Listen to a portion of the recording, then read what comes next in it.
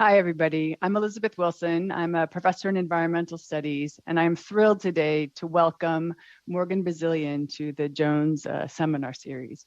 Dr. Bazilian, Professor Bazilian, is the director of the Payne Institute and a professor of public policy at Colorado School of Mines.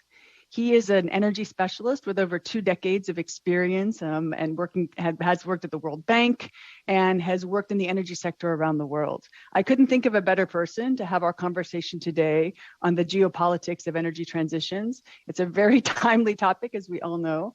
And Morgan, welcome. We're very happy to have you here. Sorry that it's not in person, but I will turn off my camera, mute myself, and then we'll take in questions. If people have questions as well and want to type them into the Q&A box, we'll be happy to follow them there. Thank you very much, and we're really happy to have you here. Thanks, Elizabeth. It's nice to see you. Wish it was in person. I am honored by the invitation. It's nice to be at Dartmouth, and I'm going to talk on geopolitics of energy transitions, as Elizabeth has said, mostly for bad reasons. It's an incredibly topical issue today, and so hopefully we can go discuss some of the issues. There are myriad of them, and go through some questions and answers if you're so inclined. So I'm going to take the typical presentation method and use a slide deck. This is especially useful, I found, in online events. So again, thanks for having me. And so I run a place called the Payne Institute for Public Policy at the Colorado School of Mines. The Colorado School of Mines is a small-ish public research university just outside of Denver, Colorado, on the way up to the ski resorts. And it is about 95% technical. And so it's a STEM university, and the work at the university, despite the name, which is a historical remnant, are research and faculty in areas like quantum engineering, quantum physics is growing at a much higher rate than sort of traditional engineering practices like mining engineering. That has some consequences for energy transitions, as we'll see.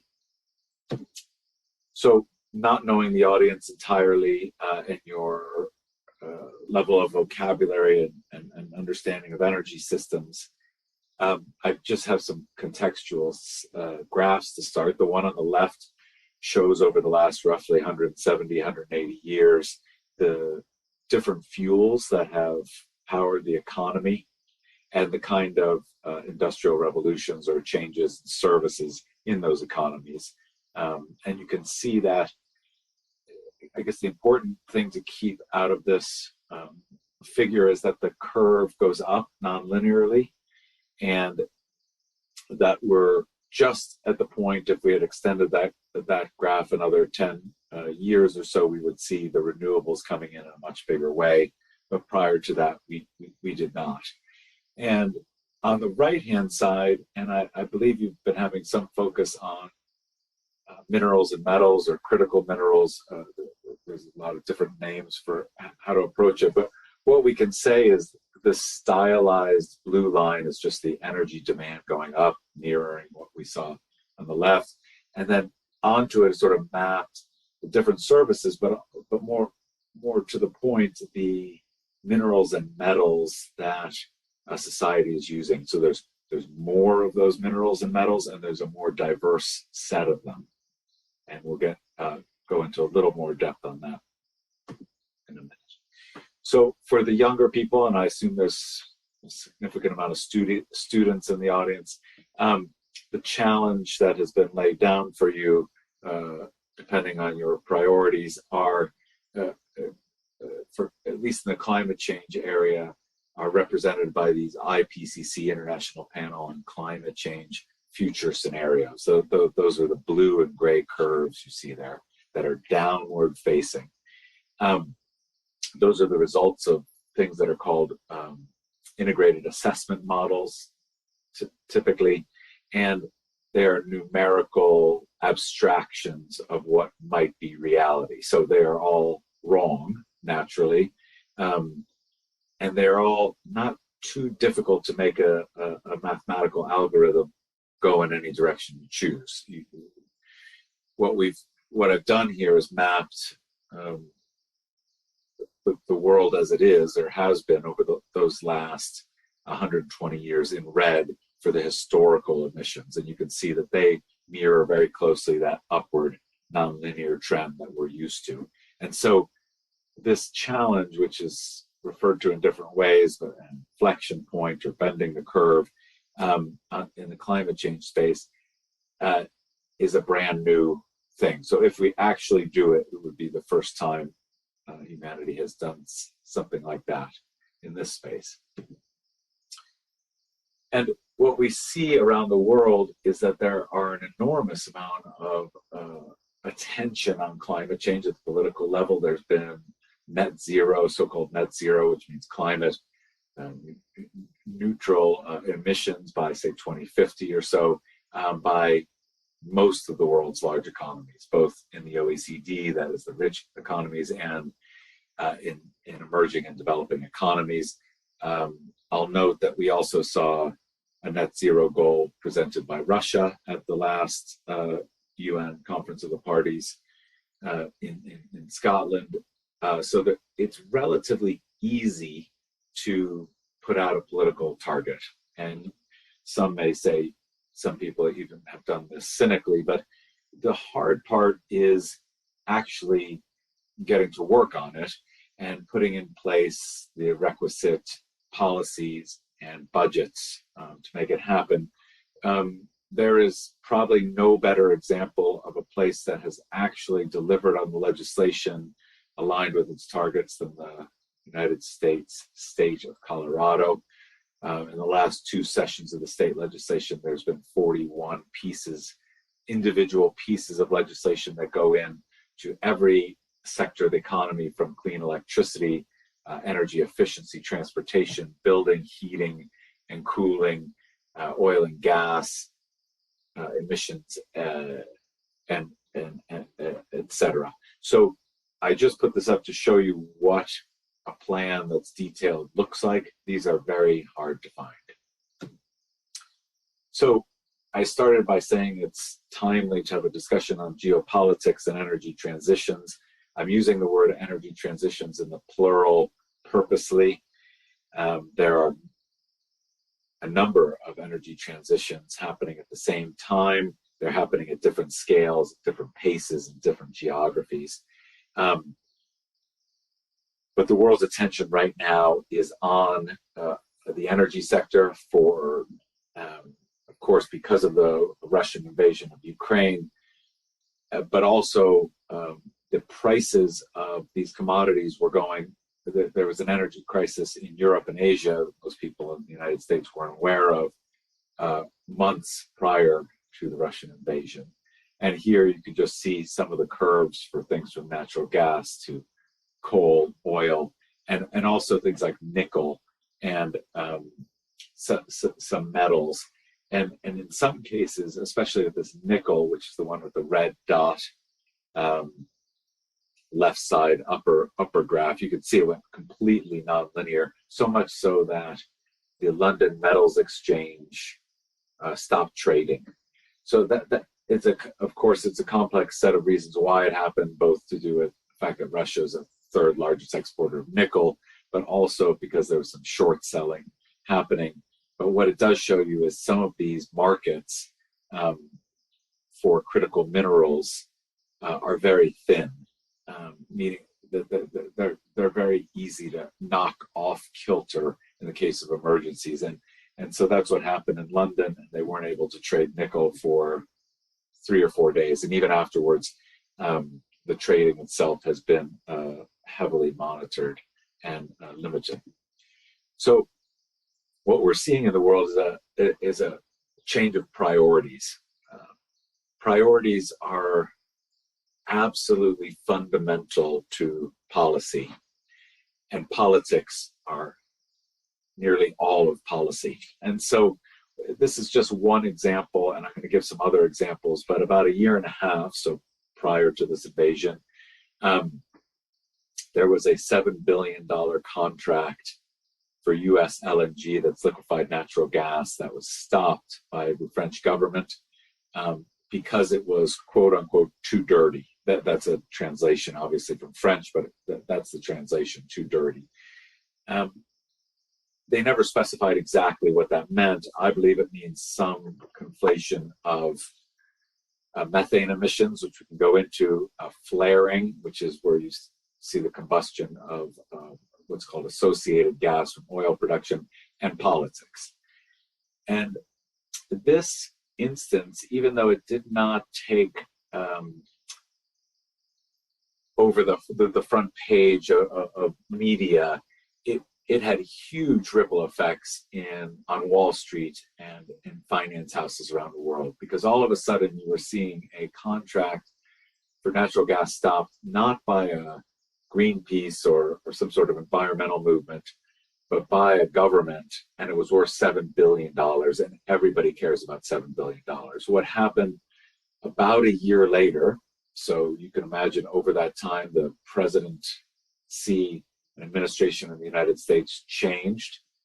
And about a year later, a company called Cheniere and the same French company Engie made a deal for $10 billion of US liquefied natural gas. Did that gas become much less dirty over that year? No, it did not. It's nearly identical from every chemical perspective. They did put in place some rigorous monitoring processes, and there were some assurances made. But you can see that priorities are changing even before the invasion. And now US LNG is very, very attractive to European countries. And here's other pieces of, this is all in the United States, or mostly in the United States, how priorities are changing. And priorities mean how political attention is put on a subject, and then once political attention is put on a subject, along with a budget, something happens. If there is no political attention, then nothing happens. And so we moved from an administration that came in with a very strong climate change agenda. They put climate change as a top 4 priority issue on the website when they started. It was the first time in American history something like this had happened. We are in a different paradigm today. The priority issue is largely around the price of gasoline at the pump in the run-up to the driving season and the midterm elections. And here is the various speaking points, either from the White House, the president himself, governor of New York, a representative in Colorado, all about prices at the pump being the priority, not climate change. So that is sort of the empirical evidence of this, and that continues to be the case. So we're looking at these energy transitions as they happen and stumble and go in different pace. One thing to keep in mind is I believe the energy transitions story is largely a developing country story. And what I mean by that is that in OECD countries, the energy demand is flat. In fact, in some places it's falling and has fallen. Those are the red dots in the map on the left. And the yellow dots mean it's growing. So you might say, well, energy demand, that's a rather sort of wonky technical term. What comes with energy demand is economic development, infrastructure, funding, jobs. And so this is, I think, an important point, especially for students who are looking at where they're going to spend their career and where these things are going to matter the most or move the most. And I think it's nearly, well, you can argue it, but you'd be wrong. The energy transition is a developing country story. There are thus numerous geopolitical contours that come along with these changing transitions. If you think of the transition itself with the large narrative of roughly moving to a low carbon society, there are many different moving pieces in there. I've mapped 10 here. I'm not going to go through all of those. You can see number 3 is the minerals conflict area, but we have a lot of other ones, including things like viewing the world through an energy or just an energy or climate change lens is myopic, and you will come to the wrong policies and conclusions if you do that. All sectors are tied together, and the world is deeply interconnected and becoming more so, not less so, despite political rhetoric. And that's one you might keep in mind as we look at some of those political priorities, as well as some of the issues arising in these contours. So I'm going to spend just a few minutes looking at the clean energy technologies and critical minerals, and then move on to some scenario work I've done on these issues. So you've had some focus, I understand, at Dartmouth on these topics this semester. I think the categories to look at here are look at the 4th category over called products. Those are words that everybody has heard of: wind turbines, solar PV or solar photovoltaic modules, LEDs, the lights, and vehicle batteries, let's call it. And then if you bring those back to the left in the raw materials, those are not words that all of you have, and they're not even pronounceable by everyone. And so without a little practice. And so we have a new context for what we're seeing is in this left-hand category, these raw materials, critical minerals, is a really quickly growing demand for some of these things. And that creates all kinds of issues, from governance to market development to security and geopolitics. In the way the United States defines criticality is through a fairly simple methodology that looks primarily at supply risk. How much do we get? How much are we import dependent, and from where? That is, again, a very simple way to look at what criticality or security means. And we have much more sophisticated ways to look at security than this. But this is the way it's been applied, at least in the United States and mostly in other places, for critical minerals. Of course, America, like most countries, and more so than most, is rather parochial, and we look inside, assume that what happens in America is sort of the entirety of the universe. Europe has a critical minerals list, Japan has a critical minerals list, Australia has a list, Canada has a list. They're all a little bit different, and Canada and Australia's are very different because their focus is not on import security, but on export markets. And the reason this has become a priority topic in government in the United States, not a top tier topic, but at least a second or third tier topic, is almost entirely because it is framed as a battle against Chinese dominance. And so that is an attractive meme for both political parties in the United States. China as the enemy is a very attractive narrative. As it turns out, in this mineral supply chain work, one, you have to think of along supply chains. Thinking of just rocks coming out of the earth is insufficient because no one actually wants those rocks. What they want is processed chemicals from those rocks and then advanced manufacturing. And as you can see along the supply chain, China does in fact dominate these supply chains. And in some ways it dominates it even more than these graphs show, through purchasing of companies in other countries, and other ways to buy influence through debt and other techniques. So they really have decided to take a powerful position in critical minerals, and we in the United States are far, far, far behind. Whether or not we need to dominate the supply chain is a political question. In content, we do not. So some of the areas that make a lot of headlines that you've probably discussed are probably about a month ago, maybe 2 months ago, the New York Times took on a piece around cobalt mining in the Democratic Republic of the Congo, the DRC.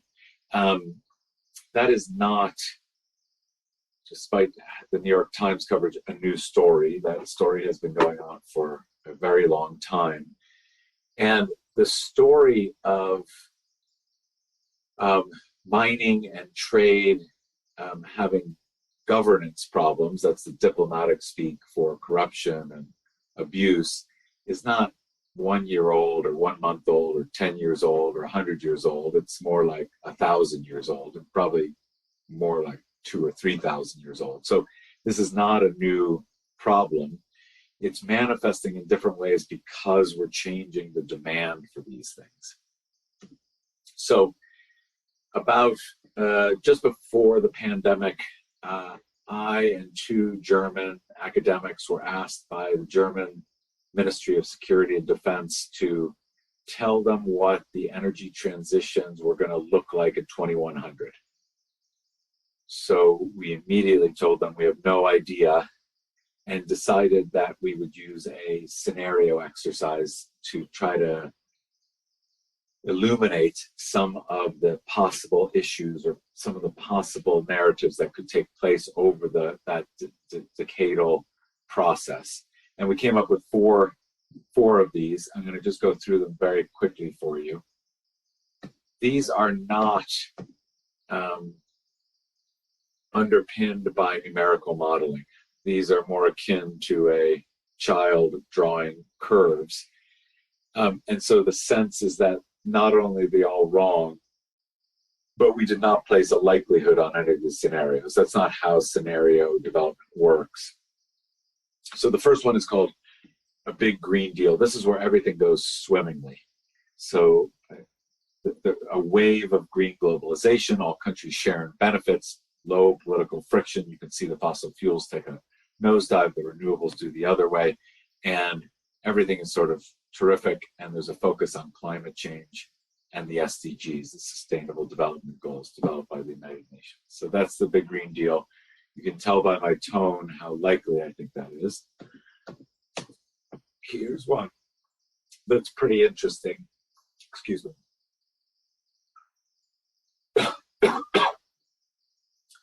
This one's called Technology Breakthrough.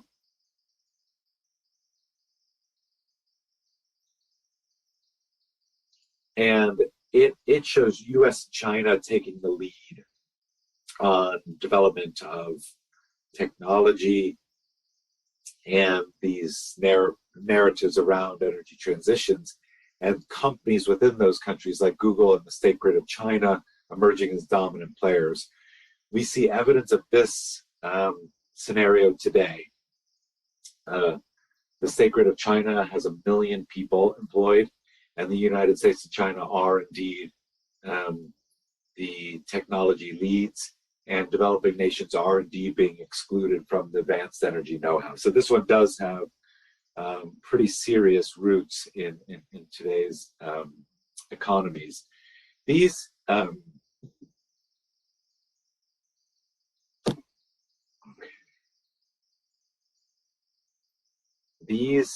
scenarios are done with international relations theory, not engineering or physics.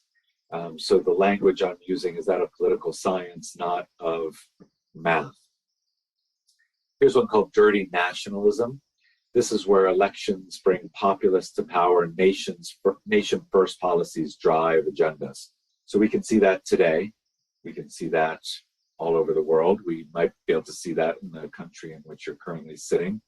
And this one we saw, that the fossil fuels are sort of flat out and the renewables are flat out. Again, that's not what's going to happen, but it gives you an idea of the kind of things that can happen if we start to ring fence and build walls, both figurative and literal. And finally, muddling on. When you do scenario exercises, you pretty much have to have a muddling on scenario. You can see that the red curve, the oil peaks and comes down, and the renewables keeps growing, but never the twain shall meet. And you start to get clubs of countries, and the global north-south, that is rich and poor, imbalances are reinforced. So that's sort of the world keeps looking. So a couple takeaways from the scenarios. I'm going to give you three, not all of these. One is that this zero carbon world does not do away with zero-sum games, that there are still winners and losers, and thus friction from a geopolitical perspective. The second is that the pace of change matters. It is very difficult for governments to keep up with extremely rapid change. Well, it's impossible. And also to steer the ship through that rapid change is very, very difficult. That's not to say that we should not look at rapid change. It's just to say that it is sort of by definition going to be a bumpy ride. And the third one is this shifting attention from goals to pathways that I previously alluded to, which is where it's fairly expedient to put up a political goal in 2050 when you're a politician who's not going to be in office or might not even be alive. Much more difficult to put in place those difficult, detailed pathways, because there are trade-offs and because there's political friction and because it's difficult. So I'm going to close that section, move into something slightly different. I will just say that, going back to the beginning there about priority shifting, this exercise we did basically took a climate change perspective. It's really important to sort of state the perspective you're taking before you present something, because we're all necessarily constrained in our intellectual ability to look across different fields. And I will say that it's my personal belief that there are almost no countries in the world where climate change is an actual top tier, that means top, say, 3 political priority. It probably was in the United States right when Biden came to office. It was in several European countries for some time. That's not the case right now, and it is rarely, if ever, the case for developing or emerging economies. Their priorities have to do with economic development, poverty alleviation, and that's about it. So I'm changing tack here.